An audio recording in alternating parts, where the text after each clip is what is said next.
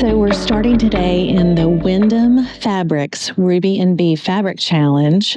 And this is the first place winner. It is by Michaela Romsberg. Hope I said that right, Michaela. And the name of it is Reverb. And she says in her artist statement that the quilt was designed with harmony and balance in mind. And it's a take on a log cabin done with FPP, which if you're not familiar, that's foundation paper piecing. And she said, the combination of warm and cool colors create the illusion of space and depth. And I agree. I love artist statements because they really nail it, I think. So this is the first place winner, is so gorgeous. And the quilting, it appears that she has done grid quilting in the mustard yellow, which they call turmeric, and the unicorn, which is kind of the pinky purple, which gives it some additional interest and also just kind of ties it all together. And then you have the big circle around that mirrors the colors of the edge and pulls it all together. So this is the second place winner, which is Cheshire by Steph Skardal. And then it is a foundation paper piece. And the pieces are laser cut, which she then foundation paper pieced. And she said that she wanted to really push the boundaries, which I think she absolutely did. It really has that like radiating waves feel. And her combination, so her pairing of the pink and red together, along with the turmeric, and I think it's Stormy is that blue. So she used 5 of the 6. And then the unicorn, which is that pinky purple with the charcoal gray, is just really amazing. So such good combinations. It is very riveting. And she did matchstick quilting all along the horizontal in a what looks like maybe light gray or white, or just a very light quilting thread. So this is the third place winner. This is Smoke Jumper by Lynn Hansen from the UK. So a smoke jumper is someone who parachutes in to a fire or to danger to be a rescue. And she said the concept of that was very foreign to her. When everyone else is instructed to flee with the battle raging wildfires that are consuming everything in their path, that to me is the true definition of heroic. This quilt honors his work. So this is the father of a close friend, and that of all smoke jumpers for their bravery and selflessness and their legacy. So she used, looks like 4 of the 6 of those fabrics in the challenge. And her quilting mirrors the design. And it looks like she has used kind of similar color quilting thread to the actual fabric and piecing. And if you look really closely, you can see this beautiful, tiny quilting, particularly within the circles. It's just these concentric circles inside those places where it's like a drop down into the fire, I think. And it is really visually arresting. I think the fabric challenge is one of my favorite parts of QuiltCon because everyone's interpretation is so different. So in this one, it's called In the Red, and there are underscores where missing letters are in the red, and it's by Juli Smith. And she says poppy was the color that really called to her out of the fabric choices. She said, but the idea behind the quilt was that in low lighting, it just looks like a big red square. But as the light gets brighter, you see that it is layered in threads of all colors, giving it depth and texture. Poppy embraces all of the colors that weave and wind through it. And I agree. It's just that red and black, gorgeous. Red and light gray blue, gorgeous. Red and turmeric, gorgeous. Red and pink, challenging and beautiful. So she used those fabrics, but then she also used those same colors in the quilting thread, and it really gives it some depth and dimension. So instead of just this big block of red, it's all this variation because Poppy accepts all colors. Okay, so this is Prove It chalkboard by Christopher Fisher. And he says in his artist statement that when he first saw the economy block, it reminded him of the Pythagorean theorem.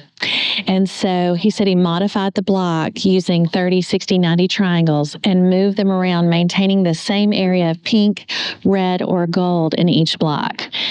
He says the equal areas in the two different blocks prove the theorem x squared plus y squared equals r squared, which is also the equation of a circle. The gray reminded me of chalkboards I used early in my teaching career.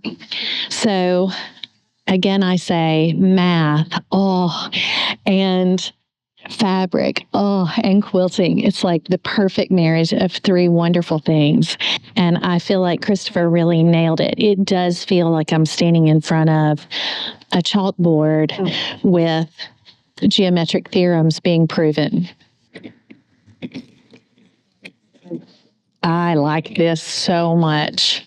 And you can see where, to reiterate the idea of the chalkboard, he did the matchstick quilting with a very kind of like a dark gray, but then used the yellow and light blue and poppy and unicorn to look like the chalk on the chalkboard. So this is Unplugged by Jen Bert, and it is aptly named. It's maybe perfectly named. And she discusses in her artist statement that in this world that we live in, the idea of unplugging and simplifying and spending peaceful, quiet time doing what you love is so important. And that's what this quilt is dedicated to. And you can see how she hand quilted in a matching thread all of the colors of the fabric challenge, and she used all of them, which is very tough.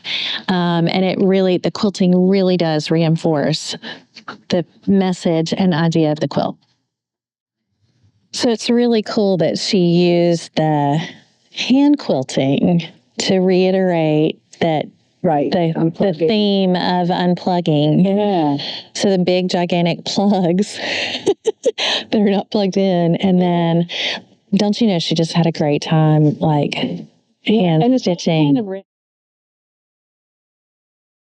So this is Cabin Pressure by Cordelia Nance, and her artist statement is one line. So I'm going to read it to you. It says, "Put your own mask on first." And oh my goodness, do I love that. It really does have that. So Cabin Pressure, it's a log cabin quilt using almost all of the fabrics with her scrappy binding on it. But they really do look like masks to me. And also it has that intensity. And as we know, red and yellow are kind of universal colors for caution and warning. So I love that. And she did a very interesting thing with her quilting. Instead of stitching in the ditch, she stitched directly in the middle of the edge of her cabin pieces. So each cabin at the edge is stitched right through the middle of it, creating a divot, and within the blocks as well, as opposed to outlining, she cut right through her own piecing with her quilting. It's very effective. Okay, so this is, I'm going to say Gagan Wind, Gegenwind, by Nina Levy. So she is from France, and you can see immediately the uniformity of all of the little people in this quilt. And there's this one that stands out in bright poppy with stop coming out of its mouth, almost like a little Pac-Man. And it just is so gripping. And then you read the artist statement and she says, this design was inspired by feeling like the odd one out who is swimming against the current. It's not always an easy or rewarding place to be in, but what kind of society would we live in without outliers and individual differences?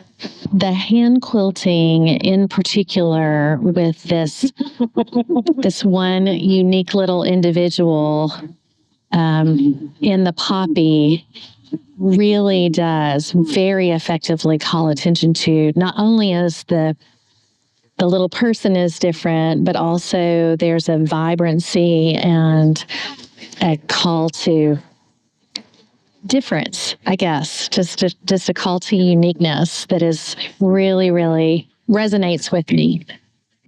And for those of you that haven't noticed, her little polka dots and some of her people are applique. The rest of her curves are piecing, it appears. This is Balance number 2 by Christina Arnold. And she talks about in her artist statement how there are only 2 types of blocks in this quilt. There's HSTs, half square triangles, and there are curved piecing. And the combination of them was an attempt to achieve a dynamic design by balancing the colors and shapes created by the blocks. The dark background really makes the design stand out, and you can see there are diamonds that are made. There's almost the envelope style block. There's whole circles, there's quarter circles, and just all of that variance makes it really have a lot of movement and interest. And the quilting as well. There's all different color quilting that mirrors the same colors as the fabrics and set on that dark background. It kind of just calls you in. In fact, I rounded the corner and went, oh, wow. And that to me is what is so magical about quilting, because it's 2 types of blocks just right there together. The little curved piece and half square triangles, but in infinite combinations make a beautiful piece of art. So this is Moonshot by Carolyn Hadley. She's from Australia, and she says in her artist statement, I set myself an ambitious goal that I wasn't sure I could achieve, make a modern quilt using defined colors and multiple interacting curves, neither of which I'd ever attempted before. Caroline, I think you achieved it, and this work is absolutely impeccable. If you can see up close where the circles come together, first of all, the circle is beautiful and was so well done, but how they come together, it is designed with 4 curved pieces that combine to create a shape that's reminiscent of a moon in orbit. I saw it instantly as soon as I saw the title. The 16 unique blocks are arranged so each of the 4 curved pieces uses each color only once in a row or column. Oh, love that. Her quilting is in what appears to be the turmeric, and it is just a very subtle wave. So they're about half an inch apart, the quilting lines, and there's just a very subtle wave happening that, again, kind of reinforces the movement and the orbit of the moon. I really love this. So this is Stitch Satsuma by Paula Schultz. And she says, Stitch Satsuma, I recognized it immediately. I have to interrupt my own self. The Modern Quilt Guild often offers free patterns for the members. So if you're not a member, go join the Modern Quilt Guild and you get free patterns. And this one is Satsuma by Holly Clark. And so what Paula says is that she used poppy colored big stitch quilting, forming a secondary design. And when you see this quilting up close, oh my goodness. So she used a very, I guess that would be a heavyweight thread. I don't know what to call that. But she doubled up her thread. So it's really very, very effective. So matchstick quilting in the background, in the what looks like that very light blue-gray. Then the big poppy stitching to create those orange peels. Oh, very effective and very beautiful. And used every color. I used every fabric, which is no small thing. Okay, so this is Standing Tall by Maureen Logan. And she said, my quilts are always inspired by small doodles that I make. And this one started with the red diamond and then repeating the shape below it. Color, pattern, and repetition make this an eye-catching visual. And I agree. So she used the triangle border to try to continue to draw your eye through the quilt, and not just in the vertical, but also in the horizontal. And so she has also quilted concentric circles throughout the quilt, which give it an additional layer of interest. So this is my quilt, which is Fibonacci in fabric, because I'm a complete math nerd. And so what it is the Fibonacci sequence, which is 1, 1, 2, 3, 5 in every direction. So the unicorn, it goes 1, 1, 2, 3, 5. And so every color in every direction. I only used 3 fabrics because I thought the 6 were really, really hard to do. And I was surprised and delighted that it was just this really plain plaid that I found visually pleasing. So anyway, it's fun to be here. So in deciding on the quilting, I started with red quilting thread across the red quilted pieces. And I did that in both the horizontal and the vertical. And then I started in the light blue-gray corner and did light blue-gray quilting, both horizontal and vertical. And it ended up reinforcing the design of the quilt. So this is Petal Blossom by Jen Smith. And I have to tell you, I rounded the corner and saw this and went, oh, I love this. I love the combination of colors. I would not have put them together because I'm a chicken when it comes to putting cool and warm colors together. And that gold, that mustardy gold, turmeric is, to me, a complicated color, but I think she did it so beautifully. In her artist statement, she says, at first glance, it looks familiar like an orange peel block, which is exactly what I thought, and I'm a sucker for an orange peel. But then you notice it's also a drunkard's path block. In the end, it's actually a mashup of an orange peel and drunkard's path, with the orange peel sitting inside the drunkard's path, creating a new block. I really like this so much. You know, I also am a sucker for symmetry. So it just has this, it almost has this tile or plate feel about it. It's beautiful. And it has that great tension between the really bright unicorn and the interesting turmeric, and then how those come together. I love this quilt. And she did grid quilting in what looks like the turmeric. So really pulls it all together.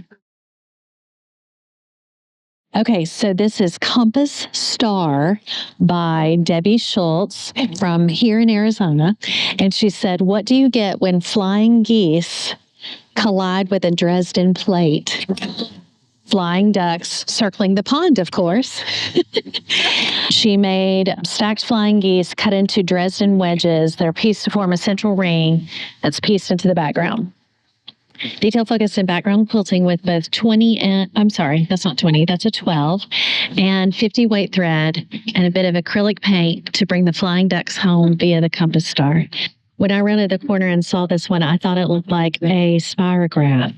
So all of you that are old enough to remember the spirograph, that's what that looks like to me in the best possible way. It is beautiful. So she's got echo quilting, she's got the radial quilting, and then big concentric circles around the edge, plus this beautiful, elaborate poppy and turmeric colored spikes and stars coming out of that compass. I love it. I think that's so beautiful.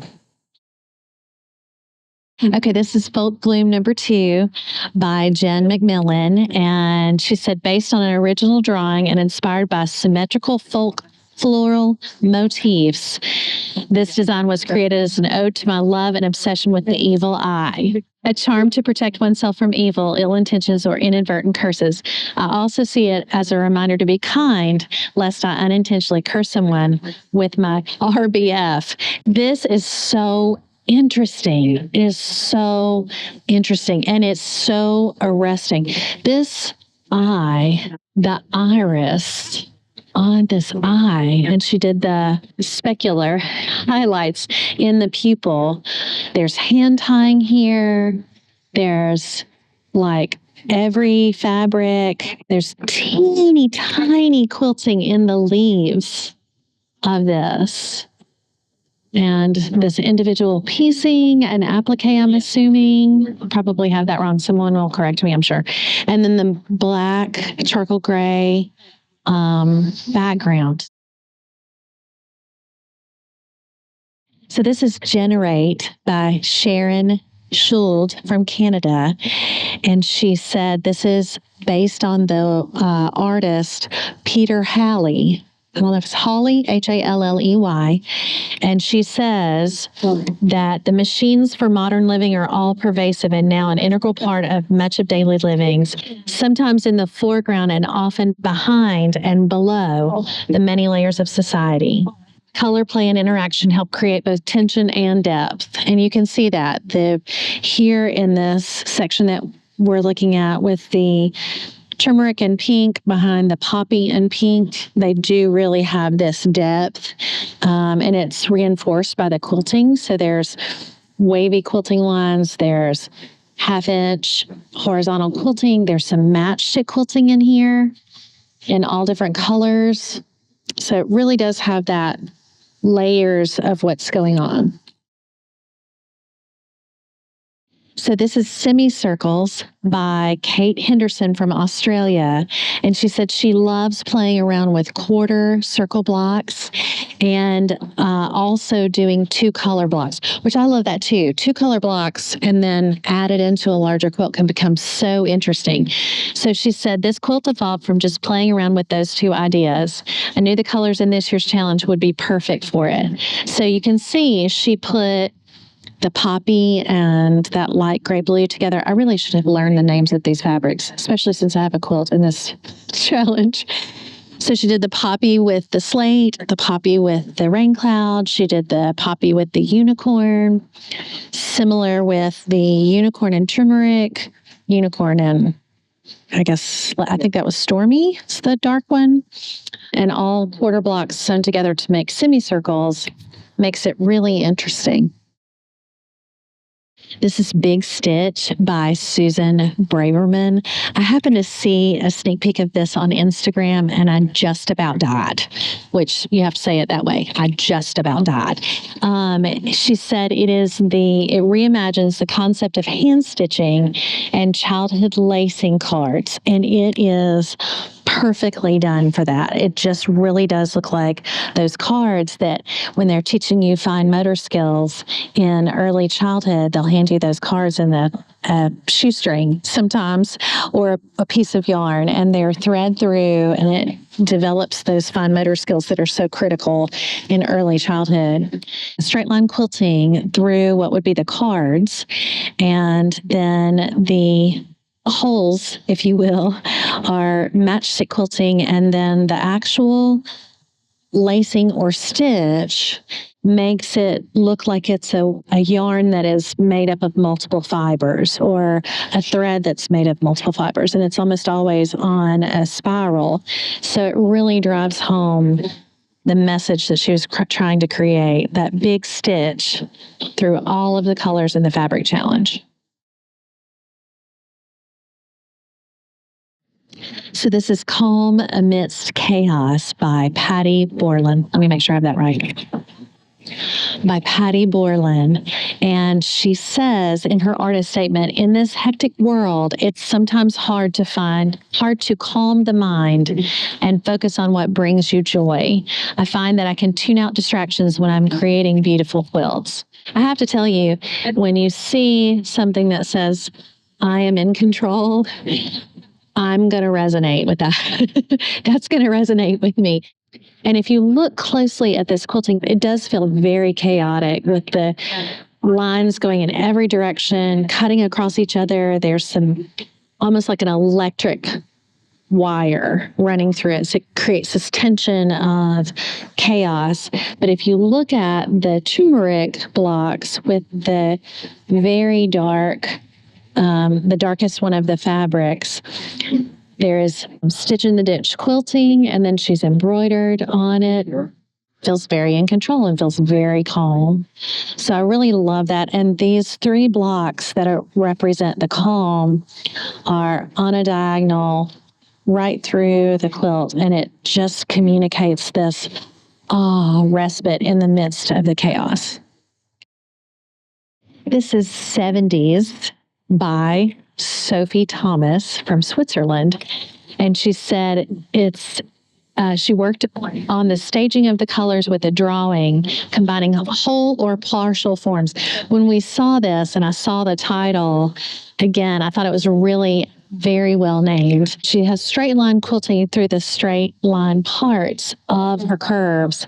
And then when you get to some of the curve sections, you find this glorious circle with grid quilting on the diagonal, and then curved quilting through the rest of the curve. So it really is it feels very 70s. It also has a lot of movement because of what she did with the quilting. So this is Paper Pieced Plaid by Holly Gatto, and it is a foundation paper pieced quilt. And she said, the quilt was an original design I created to make plaid with the 6 challenge fabrics. So she used all the challenge fabrics. And she said, I love how the plaid allows me to explore all of the color combinations. And that's very true. When you have those plaids, it starts off, for example, with the poppy and the rain cloud. But then the poppy traverses into that stormy and then on into the turmeric. And so each fabric ends up touching another one. And it creates this really interesting plaid from a distance. And then up close, she did quilting on either side of each of the strips, which really reinforces that diagonal. It makes it almost feel like a houndstooth. So this is Diamond Delirium by Andrea Barrett, and she says in her artist statement that diamonds dominate. I think that's the word she used. Proliferate. I'm sorry. Diamonds of every scale proliferate across this quilt in both fabric and thread. What do you see? A rug? A shield? A mask? An Art Deco design?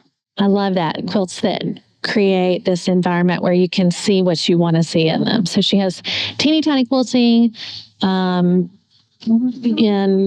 all along the edges through the middle, and then it radiates out to the side. So it almost has this like rays of the sun going from the edges of the quilt all the way to the edges. So you get even diamonds in those edge quilting pieces.